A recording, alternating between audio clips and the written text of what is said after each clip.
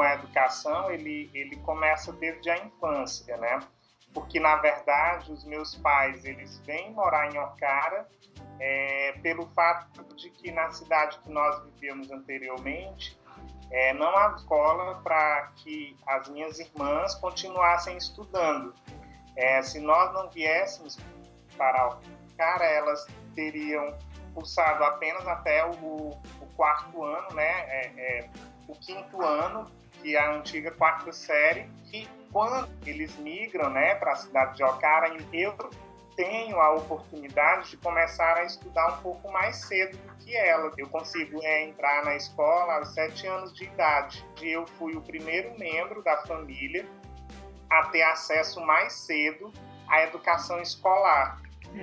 Eu acho que isso teve um impacto bastante positivo na formação da minha identidade. Isso demonstrava sempre a preocupação dos meus pais, para que todos pudessem ter acesso a uma cultura de letramento, né, que a escola pode oferecer, que eles tiveram, mas também muito pouco, né, eles quiseram dar a nós mais do que eles tiveram a oportunidade. E a cidade é pequena, né? Sim, é uma cidade pequena, aproximadamente 24 mil habitantes, né?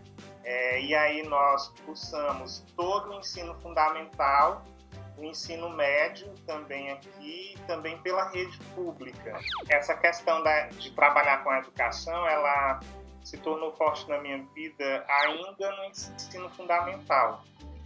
Eu sempre tive um espírito muito forte de liderança. Sempre eu conseguia, por exemplo, ajudar na organização de eventos. Também sempre na escola, quando existiam alguns problemas, eu sempre estava à frente nos momentos de reivindicação, nos momentos de conversas, de discussões, sempre buscando participar. Então, assim, essa capacidade de liderar, né, de estar à frente dos processos, me motivou a escolher uma profissão em que eu pudesse, de certa forma, estar à frente ou liderando processos também, que no caso o processo de ensino-aprendizagem. Para estudar na universidade, nós precisamos, se for universidade pública, é claro, estudar em alguns centros mais urbanizados, né? E aí nós temos a opção aqui de estudar na capital, em Fortaleza, ou em Quixadá, que é no Sertão Central. E aí eu optei por fazer um curso na Universidade Estadual do Ceará, que fica no Sertão Central, na cidade de Quixadá. Eu estava cursando letras em Quixadá e houve um processo seletivo dentro do município de Ocara para que alguns cursos da universidade fossem oferecidos nas cidades, ao invés dos alunos irem até a faculdade montou uma estrutura para atender 2 turmas na própria cidade de Ocara. Antes mesmo de concluir o curso, eu já tinha alguns vínculos com as escolas, né? E também participava como amigo da escola, professor substituto. Depois que eu concluí a graduação, antes mesmo de concluir a faculdade, eu havia prestado concurso público em várias cidades e em 2009 eu fui convocado como professor efetivo para o município de Ocara. 2009, 2008, 2009, eu já trabalhava como educador do ProJovem Campo Saberes da Terra, que é um programa de elevação de escolaridade para jovens e adultos do campo, oferecido pelo governo federal. O primeiro impacto que a gente sente quando chega na sala de aula, nós ficamos um pouco assustados, porque é uma realidade muito diferente daquela que, por exemplo, no estágio supervisionado, você está lá, mas acompanhado por um professor mais experiente. O seu período de tempo e de convivência com os sujeitos é um período mais reduzido. E aí, de repente, você está se deparando com a situação em que você é o professor, você vai ser aquele que vai direcionar ou conduzir todo o processo. E, na verdade, os alunos, eles não se apresentam como aqueles mesmos que você conviveu durante o estágio, porque lá eles estavam mais monitorados com outro professor. E aí se torna, às vezes, para os iniciantes, um momento meio assustador de você está diante de uma situação em que muitas vezes você pode não saber por qual caminho seguir, né? Você vai ter aluno que não gosta de ler, aluno que não gosta de escrever, aluno que as condições sociais são menos favoráveis, muitos que não têm sequer o material escolar para poder realizar as atividades mínimas necessárias para a aprendizagem, e você se vê diante de um contexto complexo, difícil, que se você não for alguém preparado, embasado teoricamente, que tenha segurança, você vai acabar ou se acomodando a essas questões, ou se você não tiver uma segurança muito grande, você acaba desistindo da profissão, né? Eu acho que o momento do estágio supervisionado para lhe preparar para esse momento é muito importante, porque que muitas das experiências que eu trouxe do estágio e muito do contato que eu fui tendo com os professores que são mais experientes proporcionou que eu construísse metodologias adequadas para o contexto complexo que eu fui encontrando no decorrer da trajetória. Eu gostava muito de realizar o meu planejamento junto com outros professores, aqueles que já tinham mais experiências, receber dicas, né? No ano de 2012, foi o ano que eu desenvolvi o projeto com a turma do 8º ano, que eu fui vencedor do Prêmio Vitor Tivita.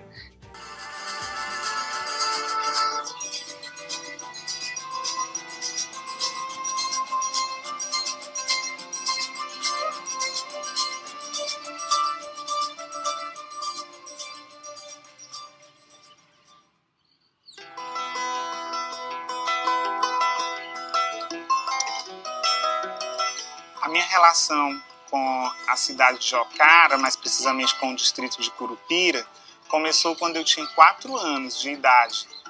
Meus pais vieram morar nesta cidade em busca de uma escola para que eu e minhas 3 irmãs pudéssemos estudar. Por toda a minha vida eu estudei na Escola Odilon de Souza Brilhante e hoje eu sou professor nesta mesma instituição. Meu pai não sabe ler não, que ele estudou só uma vez, minha mãe foi expulsa a primeira vez. Minha mãe estudou só um mês, não sabe ler também não. Eu percebi que a maioria da turma enfrentava sérios problemas no trato com a leitura, com a escrita e com a análise linguística. Quando o Oswald dizia assim, Laísa, estuda, senta na tua cadeira, vai fazer o texto. Eu assim, não, que eu não gosto de texto, que eu não dá certo, que eu não tenho paciência para fazer. Eu escolhi o gênero textual Memórias Literárias porque nós não dispomos na escola de muitos recursos para trabalhar a leitura e a escrita. E memórias todo mundo tem. Cada aluno passou a produzir um texto para aqueles professores que eles consideram inesquecíveis. Foi trabalhado com toda a turma a pontuação, a paragrafação, acentuação gráfica, os tempos verbais, coesão e coerência.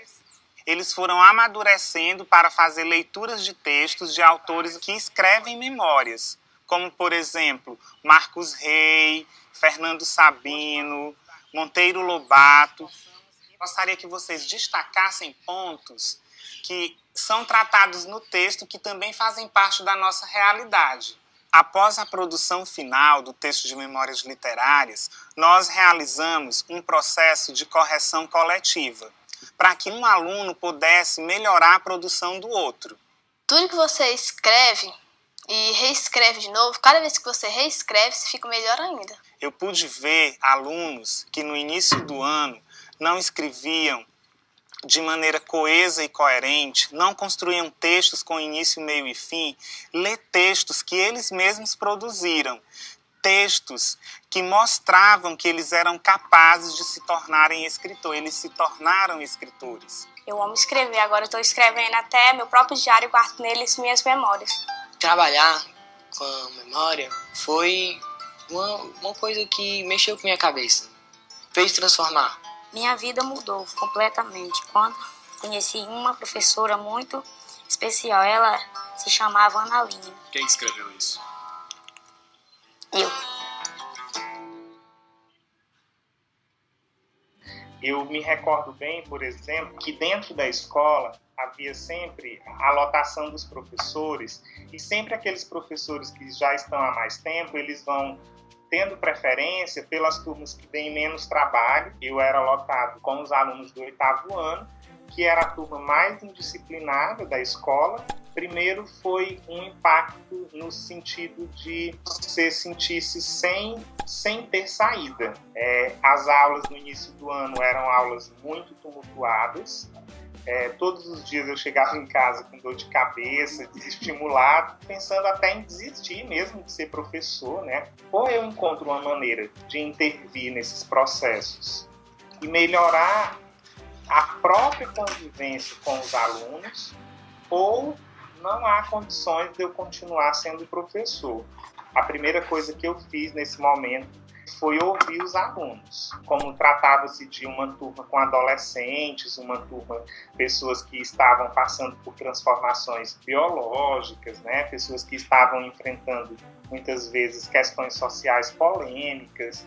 E aí a primeira coisa que eu fiz foi parar, ou na verdade nem começar o ano direito, porque essa parada ela deu mesmo mais por volta do mês de março, né? Eu ainda passei um mês ministrando aulas como a maioria dos professores costumam ministrar, e ouvindo os alunos, a primeira questão que eu ouvia deles era a seguinte: eu não gosto das aulas de português. Nem das suas aulas de português e nem das aulas dos professores de português anteriormente. O problema era o português, a aula de português. E isso me tornou muito inquieto, né? Então, a partir dessa conversa, eu comecei a perguntar a eles do que eles gostavam na escola, né? E eles colocavam muito, por exemplo, exemplos de algumas disciplinas, né? E as que eles mais focavam eram exemplos das aulas de biologia, exemplos de aulas de matemática voltado para o cotidiano deles, né? Aulas mais práticas. E aí eu passei a perceber questões que teoricamente já estavam resolvidas para mim, porque durante todo o percurso da formação no curso de letras, todos nós, professores da área de linguagens e códigos, temos essa consciência de que para que o aluno ele sinta-se parte do processo e interaja, fazendo realmente a aprendizagem acontecer, é preciso que aqueles conteúdos sejam significativos. Então, a primeira coisa que eu identifiquei é que os alunos não gostam de português, mas não é que eles não gostem de português. Eles não gostam da abordagem que vem sendo dada aos conteúdos de português dentro da escola. E aí a segunda pergunta que eu fiz nessa sondagem inicial para eles foi: e o que é que tem nas aulas de português ou nas aulas em geral dentro da escola que não vem agradando a vocês?